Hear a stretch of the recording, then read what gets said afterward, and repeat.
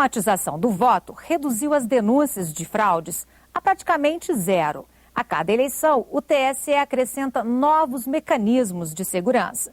Mas, 14 anos depois da primeira experiência de votação eletrônica, ainda se discute se o sistema brasileiro é confiável.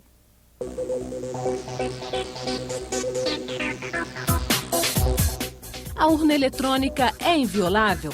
Responder a essa pergunta é um desafio permanente do TSE. Em novembro de 2009, o tribunal permitiu que o sistema fosse testado. Durante 4 dias, 38 analistas de várias instituições tentaram, de todo jeito, violar a urna de votação. Ninguém conseguiu. Nenhuma equipe conseguiu quebrar as barreiras de segurança, ou seja, nenhuma equipe conseguiu identificar o sigilo do voto do eleitor e nenhuma equipe conseguiu desviar os votos de um candidato para os outros. Se nós fizermos uma analogia, pegando-se um lápis, nós pegamos um lápis e conseguimos quebrar com facilidade. Se nós pegarmos uma dúzia de lápis, nós não conseguimos quebrar. Não conseguiram quebrar nem o primeiro lápis, mas digamos que fizeram alguns arranhões no primeiro lápis. Então os dispositivos hoje de segurança são dessa forma. São vários dispositivos encadeados que tornam a fraude inviável. Esses testes foram acompanhados, inclusive, por observadores internacionais, vieram observadores da Organização dos Estados Americanos e também foram fiscalizados por uma auditoria externa independente. Tanto o sistema de registro de voto quanto o sistema de totalização de resultados é seguro, é testado. Mas alguns especialistas em informática afirmam que o sistema pode ser fraudado sim, principalmente durante a gravação dos programas e o transporte da urna. Eles podem ser alterados em qualquer ponto entre o momento em que são criados e o momento em que são executados na hora da eleição. Seja nos 10 dias antes da eleição, em que o programa tem que ser carregado na urna a partir de um flash de carga, seja no momento em que a urna está estocada, aguardando o momento de ser votada. Técnicos da Controladoria Geral da União que participaram dos testes também apontaram essas fragilidades. Para evitar problemas, o TSE trocou os lacres. O perfil de riscos para a possibilidade de fraude hoje são muito mais concentrados, assim como o poder de decidir se houve ou se não houve. O boletim de urna é um dos mecanismos básicos do sistema de segurança. Ao encerrar a eleição, o presidente de cada sessão imprime 5 cópias. Nele estão todos os votos registrados naquela urna. E essas informações são registradas nas memórias internas da urna eletrônica, que nós chamamos de registro digital do voto.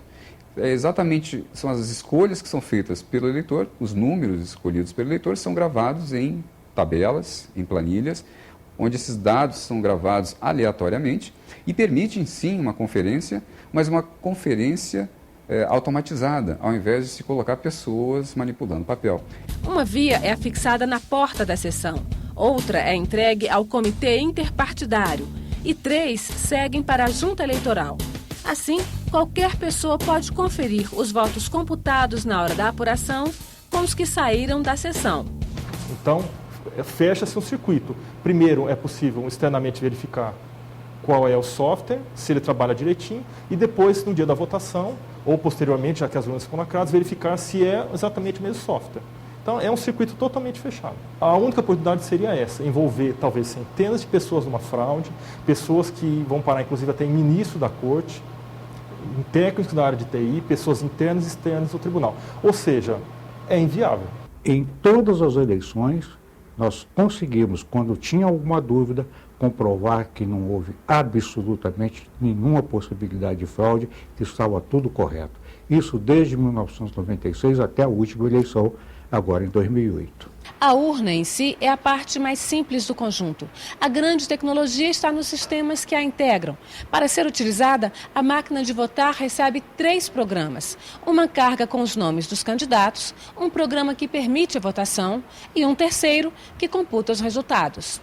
A cada vez que o eleitor deposita o voto dele, a ordem é embaralhada. Portanto, não é possível fazer um sincronismo, algo do tipo: o eleitor A votou às 10h51, o eleitor B votou às 10h53. Vamos auditar os votos para saber, em cada horário, que voto apareceu de forma a fazer esse link. Não. O software embaralha a ordem em que os votos foram depositados. Isso é claramente verificável no software de votação. A cada eleição, os analistas do TSE adaptam os programas às novas regras eleitorais. Enquanto a equipe trabalha, os representantes dos partidos também podem analisar os códigos-fonte. Eles reconhecem o esforço do tribunal para ampliar o acesso da sociedade ao processo, mas argumentam que não é possível realizar uma auditoria completa. Infelizmente, a gente não consegue auditar todos esses fontes, até porque eles continuam em desenvolvimento até o momento da eleição. E essa auditoria, além de ter um problema de concentração de poderes da Justiça Eleitoral, para complicar um pouco essa auditoria, ainda tem uma questão ligada ao custo dessa auditoria, que é um custo muito alto e que os partidos não têm recursos para fazê-la. Um mês antes da eleição, a elaboração dos programas é oficialmente encerrada. Na cerimônia de lacração, eles são gravados em mídias não regraváveis e lacrados digital e fisicamente pelo presidente do tribunal e o procurador-geral da República. 27 cópias seguem para os tribunais regionais e uma vai para a sala cofre do TSE, à prova de incêndios e catástrofes naturais. Lá, fica guardado para ser confrontado com os programas das urnas, em caso de suspeita de fraude em alguma votação. O acesso à sala é totalmente controlado. Nem o secretário de Tecnologia da Informação tem acesso. Representantes dos partidos políticos também participam da cerimônia, mas nem sempre assinam os lacres. O PDT participa desse processo desde o ano 2000. A gente vem aqui, confere, só que de uns anos para cá a gente não vem assinando mais os programas porque a gente não tem condições de avaliar todas as linhas, analisar todas as linhas de código que seria necessário para fazer uma auditoria correta e eficiente. Sem a participação do eleitor, nenhum mecanismo eleitoral vai poder ser confiável. Apesar das críticas de alguns partidos, o TSE entende que o acesso liberado hoje aos programas é suficiente. O cidadão, ele fiscaliza através do Ministério Público, através dos partidos políticos e do Poder Judiciário. Não existe essa hipótese de um cidadão penetrar num sistema, que é um sistema complexo, um sistema sigiloso, para fazer uma fiscalização ao seu alvedrio. Quer dizer, a lei e o sistema permitem toda uma série de fiscalizações de caráter institucional que garante a segurança do cidadão eleitor. Isso é, a meu ver, o quanto basta. E o eleitor? Será que confia na urna eletrônica? Não é tecnologia avançada? Então, tem que confiar na tecnologia, né? Confio. Porque é mais garantido. A não ser a máfia, né? Porque hoje em dia já viu. Foi provado que é seguro, né? Muito seguro, né? É mundialmente conhecido, né? Não tem como a gente falar, será que eu vou ter errado? Né? Que tem a foto. Então eu gosto muito. É mais difícil fazer cambalacho. Eu não acredito que nada seja confiável 100%. Mas ainda é melhor do que o papel. Confiável tem que ser você, eu confio no que eu faço. O dos outros eu não sei. A gente só pensa dos outros o que a gente tem coragem de fazer. Eu seria incapaz de falsificar meu voto. Um direito previsto na Constituição só agora vai poder ser exercido e ainda assim por uma pequena parcela de eleitores. São presos provisórios e adolescentes em conflito com a lei, que este ano vão poder votar onde os tribunais regionais conseguiram ter a garantia de segurança.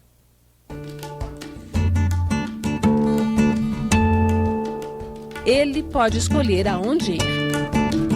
Esses jovens, não. Vivem no CAGE, Centro de Atendimento Juvenil Especializado, em Brasília. Cumprem medidas de ressocialização. Na prática, estão presos. Os adolescentes e jovens que vivem deste lado da cerca cometeram crimes, infringiram a lei. Por isso não podiam votar. Agora receberam a decisão do TSE como a grande oportunidade de participar da decisão dos rumos do país. É uma oportunidade, né, que eu tive para tirar o título, para eleger alguém que possa mudar, né, o que os outros venham fazendo, alguém que possa ajudar a nossa comunidade. Mas alguns dos 135 internos aptos a votar questionaram. Se fosse pelo meu livre-arbítrio, eu escolheria não votar. Aí, com isso, agora eu tenho que votar, né? É obrigado. E nenhum desses caras aí que são candidatos oferece nenhuma proposta ideal para ninguém. Mesmo para quem feriu a lei, votar em candidato ficha limpa é uma exigência. Eu acho que tem que ser assim mesmo, porque até quem não tinha ficha suja, né, tá roubando no nosso país, então acho que agora a gente tem que fazer uma escolha melhor e poder escolher um candidato que não tem antecedentes criminais, porque uma pessoa que já tem antecedente criminal jamais vai poder governar nosso país de uma forma honesta, né? Às vezes eu assisto um horário político e vou vendo as propostas dos políticos. Mas não é isso que me convence, é a vontade de trabalho que eles têm, que pela capacidade de vida que eles já passaram, às vezes a gente pode conhecer algum deles. Aí a gente pode estar olhando e vendo qual o melhor político para ser votado. Porque agora são 50 minutos de horário político, então eu assisto tudo. Aí dá para ver os candidatos, o que eles querem oferecer para a gente. Aí eu anoto o número de um, de outro. Eles estão realmente interessados em votar, estão buscando, estão perguntando. Eu acho que isso é uma coisa muito positiva. A Constituição de 1988 prevê o direito, mas não foi fácil fazê-lo valer. A luta começou no Rio Grande do Sul na década de 1990. Só este ano, o Conselho Nacional de Justiça conseguiu implantá-lo no país todo. No Brasil, existem mais de 200 mil presos provisórios e adolescentes infratores, mas apenas 10% deles, pouco mais de 20 mil, vão votar no dia 3 de outubro. Ela não foi implementada totalmente, porque a resolução só foi publicada no dia 4 de março do corrente ano e o cadastro eleitoral já fechou para o alistamento e a transferência no dia 5 de maio.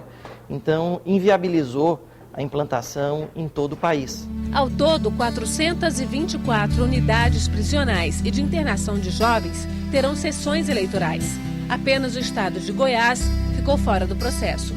O então secretário de Segurança Pública disse que não teria condições de dar garantias para a realização da votação. Alegaram que não teriam condições dos presídios de garantir a segurança dos mesários e outras situações. Então, foi por essa razão. Não há perigo algum, isso já foi feito, já vem sendo feito em quase todos os estados brasileiros. Já em São Paulo, estado que tem 1/4 dos presos provisórios do país, 52 mil, apenas uma parcela vai votar. São Paulo se aparelhou devidamente, fizemos uma classificação dos presídios, não haverá eleição em todos os presídios, em suma, não haverá urnas em todos os presídios, mas em boa parte deles, e os presos que se alistaram, que se habilitaram, poderão votar. Não é porque nós temos problemas operacionais que nós vamos negar o direito a alguém. Então é um avanço que a democracia brasileira tem e esses problemas operacionais serão superados e teremos mais um preceito constitucional sendo cumprido a partir daí do próximo pleito. É uma forma de resgate da cidadania. Eu não posso vedar para o preso provisório que ele continue votando enquanto ele não tiver, de acordo com a Constituição, uma sentença transitada em julgado contra si. Foi extremamente positiva, ela indica um caminho de reinserção social. É uma sementinha que é plantada dentro de uma parcela da população que vai votar, de se sentir importante, né, como cidadão. Acho que isso que é o mais importante, né, essa questão de estar participando do momento político do Brasil.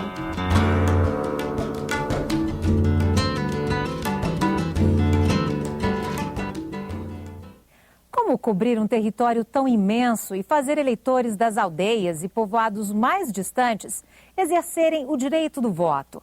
Um exército de brasileiros se mobiliza para as eleições. No Amazonas, um molde envia por satélite os dados das urnas. É apenas um detalhe de uma operação de logística complexa que exige meses de planejamento.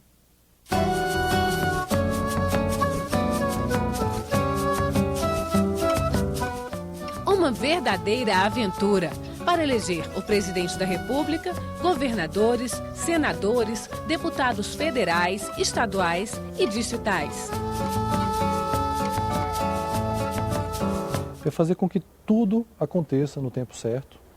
Nós não temos a chance de errar. Não há como errar, não há como adiar a eleição.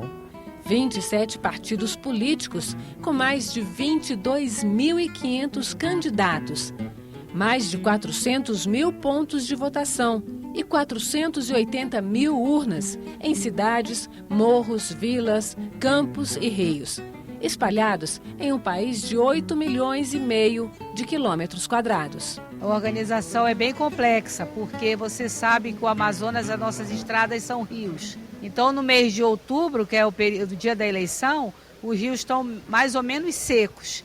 Então, o acesso se torna um pouco difícil. Mas nós estamos trabalhando desde o ano passado, porque nós temos no interior do estado quase 900 mil eleitores. E na capital, 1 milhão, 100 e pouco. Então, quase 2 milhões de eleitores no Amazonas. Na Amazônia, nós temos mais de 400 aldeias indígenas e a urna chega até lá. E elas têm que funcionar. E as pessoas que estão lá também têm que ter condições de interagir e fazer as suas escolhas. E quanto mais isolada a comunidade, maior o uso da tecnologia. Onde não há internet, telefone, nem mesmo energia elétrica, a vontade dos eleitores é transmitida via satélite, por modems ligados em baterias. Nós temos os telefones, que é o Began, que ele vai nos auxiliar na transmissão de dados. Nós temos convênio com a universidade, com os universitários que irão nos ajudar. Eles serão os transmissores desse dado da eleição. Garantir a eleição geral brasileira envolve 40 mil funcionários da Justiça Eleitoral, mais de 3 mil cartórios e juízes, 2 milhões de cidadãos convocados para atuar como mesários. Esses números, evidentemente, são bastante impressionantes e dão aí sustento ao nosso título de maior eleição informatizada do planeta. Aqui fica o cérebro das eleições brasileiras. Esses computadores armazenam os dados dos 135.800.000 eleitores, guardam os programas de totalização da eleição presidencial e processam o sistema de gestão das eleições no país. Mas para que o voto chegue aqui, o trabalho começa um ano antes. No quadro branco da sessão de voto informatizado, a lista do que faltava fazer quando visitamos o tribunal, em meados de agosto. No almoxarifado central do TSE em Brasília e nos depósitos dos tribunais regionais é feita a manutenção das urnas. Equipamento queimado, que sofreu com inundações, é substituído. Os demais são limpos e testados. As urnas mais antigas, ainda em uso, foram compradas em 2000. As mais novas custaram R$ 700 a unidade, no início deste ano. Toda a Justiça Eleitoral participa de grandes etapas de testes para poder garantir que no dia da eleição tudo vai funcionar corretamente. Para garantir que as urnas não cairão em mãos indevidas, tudo é desmontado.